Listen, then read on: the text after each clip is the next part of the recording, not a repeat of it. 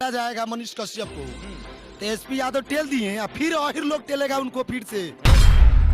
तेजस्वी यादव मुर्दाबाद, मनीष भैया जिंदाबाद।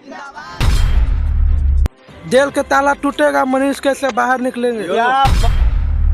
नमस्कार प्रणाम दोस्तों। सॉन ऑफ बिहार कहे जाने वाले मनीष कश्यप, लोगों की मानना है कि मनीष कश्यप एक बार चुनाव लड़ा था विधायकी के और उसको उसमें सक्सेस नहीं मिला तो नेताओं को करने लगा रिलाई। जी हाँ दोस्तों, लोगों की मानना है कि कैसे नहीं आने देगा मनीष कश्यप तेजस्वी यादव के सरकार। पहले सॉन ऑफ बिहार कहे जाने वाले वो पहले जेल से तो आ जाए। तो क्या है खबर की पूरी जानकारी दिखाएंगे इसी वीडियो में। अगर आप भी मनीष कश्यप को दिल से मानते हैं तो इस वीडियो को एक लाइक कर देना। तो चलिए वीडियो शुरू करते हैं। लोगों की मानना है कि मनीष कश्यप को बिहार पुलिस नहीं तेजस्वी पुलिस उठाई है। जी हाँ दोस्तों, देखिए बिहार पुलिस नहीं है, तेजस्वी पुलिस है।